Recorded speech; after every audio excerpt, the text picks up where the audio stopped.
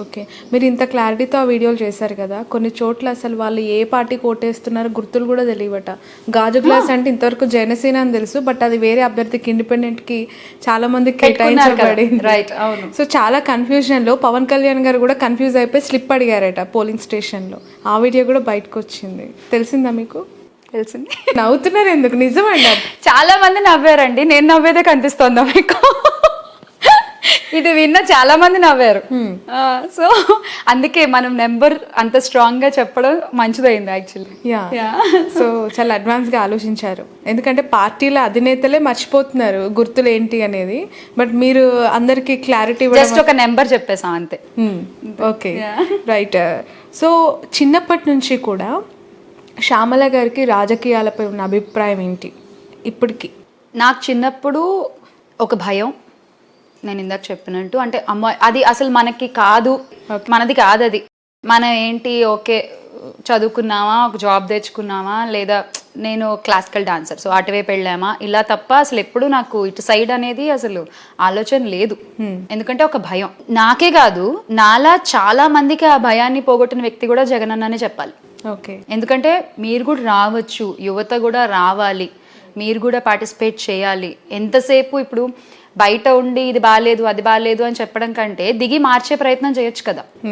Comment చేయడం చాలా easy, but వచ్చి దిగి చూస్తూ ప్రజలతో ఉంటూ కలుపుకుంటూ ముందుకు పోతూ దీన్ని మార్చే ప్రయత్నం చేయగలిగితే ఎట్ ఏ నైట్ అవ్వకపోవచ్చు, but over a period of time ఖచ్చితంగా ఒక చేంజ్ అయితే చూస్తాం కదా. So I welcome. నిజంగా అంటే ఈ సందర్భంగా నేను కూడా చెప్పాలనుకుంటున్నాను, యూత్ అందరూ కూడా you should come into politics. Yes.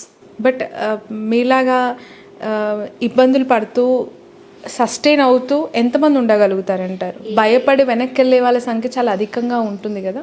భయపెట్టేస్తారు, అసలు నిర్మోహమాటంగా భయపెట్టేస్తారు. ఎంత భయపెట్టేస్తారంటే అసలు ఇలాంటిది అవసరమా డిమైన్ చేస్తూ మనల్ని. అలాంటి సందర్భం ఏదైనా మాట్లాడుతున్నప్పుడు ఎస్ కొన్ని అటాక్స్ తీసుకోవాల్సి వస్తుంది అని నాకు తెలుసు, బట్ ఇంత ఘోరంగా ఉంటుంది అనేది నాకు తెలియదు. ఈ మధ్య కాలంలో అలాంటిది చాలా సివియర్గా మీరు ఫేస్ చేసినట్టున్నారు. ఈ బెంగళూరుకి సంబంధించిన ఇష్యూ అసలు ఏంటండి అది? నాకు మీ పేరు ఎందుకు వచ్చింది, అసలు మీరు ఎక్కడున్నారు? ఎక్స్ప్లెనేషన్ ఇచ్చినా కూడా ఆ ట్రోలింగ్ కావచ్చు, ఆ కమెంట్స్ కావచ్చు తగ్గలేదు. ఎందుకు? చెప్తున్నా కదా, ఒక కసి. అంటే ఇప్పుడు ఇంకా తిట్టేసి చంపేసి అవతల వాళ్ళని మానసికంగా కృంగదీసేసి ఇంక అసలు భయపెట్టి వద్దు బాబా అని వెనక్కి వెళ్ళిపోయేలా చేసేయాలి. ఎవరు రాకూడదు, వాళ్ళు వాళ్ళు వాళ్ళు వాళ్ళు వాళ్ళు వాళ్ళే ఉండాలి. ఎవరు బయట వాళ్ళు రాకూడదు, ఎవరు కొత్త వాళ్ళు రాకూడదు. యువతల పక్క వెల్కమ్ చేసి పక్కన పెట్టుకుని భుజం మీద చెయ్యేసి నేను ఉన్నానంటూ ధైర్యం చెప్పి నడిపించేటువంటి వ్యక్తులు ఉన్నారు. అటుపక్క చూస్తే నాకు కామెంట్స్ చూస్తేనే అర్థమైపోతుంది ఎలాంటి ఆలోచనలు ఉన్నాయో, ఎలాంటి వ్యక్తులు ఉన్నారో అసలు. సో అది చెప్తున్నా కదా, ఒక వంక కావాలి. ఒక మనిషి మీద బురద చల్లడానికి ఒక వంక దొరికింది, వాడేసుకున్నాం. మొన్న అసలు ఎందుకు వచ్చిందంటారు మీ పేరు? అసలు ఏం జరిగింది ఒకసారి రీకలెక్ట్ చేయండి. నన్ను అడిగితే నేనేం చెప్తానండి, ఐ థింక్ అసలు అది ఎప్పుడు జరిగింది నాకు డేట్ సరిగ్గా గుర్తులేదు, కానీ నేను ఇంట్లో ఉన్నాను, ఇక్కడే హైదరాబాద్లో ఉన్నాను. నేను ఓటేసి చీరాల్లో ఓటేసి వచ్చేసాము, ఇంకంతే. ఎక్కడికి వెళ్ళను కూడా వెళ్ళలే, నేను అసలు హైదరాబాద్ దాటలా.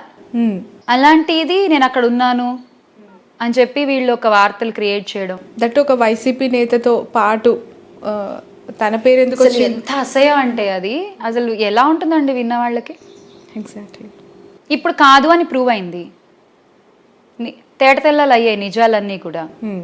ఇప్పుడు ఎదుర్కోవాల్సింది వాళ్ళే. ఇప్పుడు ఏం సమాధానం చెప్తారు? సమాధానం చెప్తారని మనం వెయిట్ చేసాం కూడా, సమాధానం ఏమీ రాలేదు అక్కడి నుంచి. సో కేసు ఫైల్ చేసాం కూడా. ఓకే. ఈ కమెంట్స్ చూస్తూ ఉంటాను అంటున్నారు కదా, అవి చదివినప్పుడు ఏమనిపిస్తూ ఉంటుంది? నేను స్టార్టింగ్లో కొంచెం చదివేదాన్నండి, తర్వాత అసలు నేను అసలు నేను చదవడం మానేశాను. అవునా? అదే బెటర్ ఏమో. మనం చేసే పని 100 మందికి నచ్చాలని లేదండి. తిట్టేవాళ్ళు తిడతారు, వాళ్ళ ఇష్టం. అవును. శ్యామల గారు ఇంతకుముందు మాట్లాడుతూ 2019లో వచ్చినప్పటికీ కూడా పార్టీకి నేను పెద్దగా ఏం చేయలేదు, ఇంకా చేయాల్సింది చాలా ఉంది అన్నారు. అలా మీతో పాటు 19లో చాలామంది వచ్చారు, అద్భుతంగా పదవులు తీసుకున్నారు, హ్యాపీగా ఫ్లైట్లలో తిరుగుతున్నారు. వాళ్ళకాలు మీలాంటి వాళ్ళే ½ కూర్చొని ఇట్లానే గెస్ట్లను పెట్టుకొని షోలు చేసేస్తున్నారు. అద్భుతంగా వాళ్ళు కావాల్సిన అన్ని ఆనందాలు పొందుతూ ఉన్నారు. బట్ పార్టీకి వాళ్ళు ఇప్పుడు ఏం చేశారు, ఏ కాంట్రిబ్యూషన్ ఉంది అని అంటే జీరో, అక్కడ ఏమీ లేదు. మీకేమో ఇలా అనిపిస్తుంది, అయ్యో నేను ఏం చేయలేదే పార్టీకి అని చెప్పి మీరు ఫీల్ అవుతున్నారు. ఈ టూ కైండ్ ఆఫ్ థింగ్స్ని ఎలా చూడాలంటారు? ఎందుకు వాళ్ళు అంత దూరంగా ఉన్నారు అంటీ ముట్టనట్టు? అంటే ఇండస్ట్రీకి సంబంధించిన వాళ్ళే మళ్ళీ. ఒకరి ఆలోచనని మనం కంట్రోల్ చేయలేము ఫస్ట్ ఆఫ్ ఆల్. సో ఎవరి ఆలోచనని బట్టి, ఎవరి విజ్ఞతను బట్టి ఒక కన్సైన్స్ ఉంటుంది కదా, సో తెలుస్తుంది కదా. సో దానికి నేనైతే నా కన్సైన్స్ కట్టుబడి. అంటే పదవి పొంది కూడా అదే అంటున్నా, పదవి పొంది కూడా చేయలేదు అంటే ఇంక అదే అంటున్నా, వాళ్ళ విజ్ఞతకు వదిలేయడమే అది. ఇంకా మనం అంతకంటే ఏం చేయలేం. మనం తీసుకెళ్ళి కట్టి లాక్కు రాలేం కదండి. సో ఇది నా ఆలోచన, ఇది నేను. ఎంతకంటే నేనేం చెప్పగలను దాని గురించి, అంతే కదా. So I definitely can't say anything. ఎందుకంటే వాళ్ళ ఎందుకని వాళ్ళు అలా కామ్ అయిపోయారో, ఎందుకని అలా సైలెంట్గా ఉండిపోవాల్సి వచ్చింది. చిన్న పొజిషన్ అని ఫీల్ అయి ఉంటారేమో. మేబీ ఒక మినిస్టర్, ఒక రాజ్యసభ, ఒక లోక్సభ లాంటివి ఎక్స్పెక్ట్ చేసినప్పుడు, లోక్సభ ఆప్షన్ లేదు, రాజ్యసభ ఎక్స్పెక్ట్ చేసి. సైడ్ ఇందాక మనకంటే ముందు వచ్చిన వాళ్ళు చాలా మంది ఉన్నారండి. మనకంటే పెద్ద పెద్ద వాళ్ళు చాలా మంది ఉన్నారు.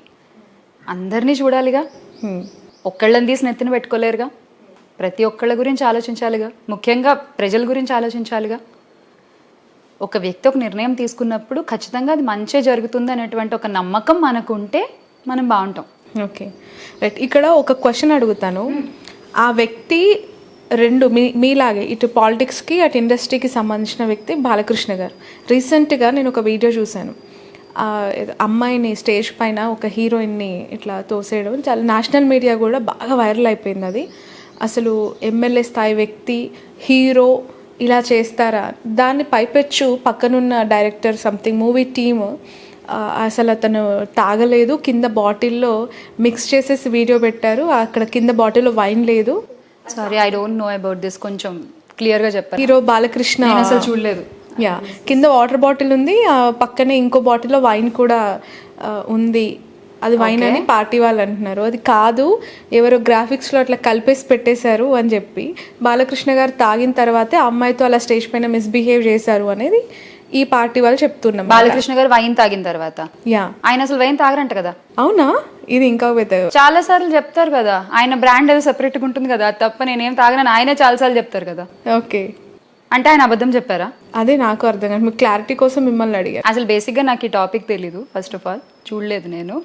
ఓకే, సో ఇప్పుడు ఆయన తాగారని చెప్పి తాగి స్టేజ్ పైన అమ్మాయితో అలా మిస్బిహేవ్ చేశారు, నెట్టేశారు, తోసేశారు, చేయి పట్టుకొని లాగారు అనేది సోషల్ మీడియాలో ఈ పార్టీ తరపున బాగా ట్రోల్ అవుతుంది. నేషనల్ మీడియా కూడా అటెన్షన్ గ్రాప్ చేసింది. ఆ వీడియో ఎందుకంటే నిజంగానే నెట్టేసినట్టే ఉంది అనేది ఫీలింగ్ మీద.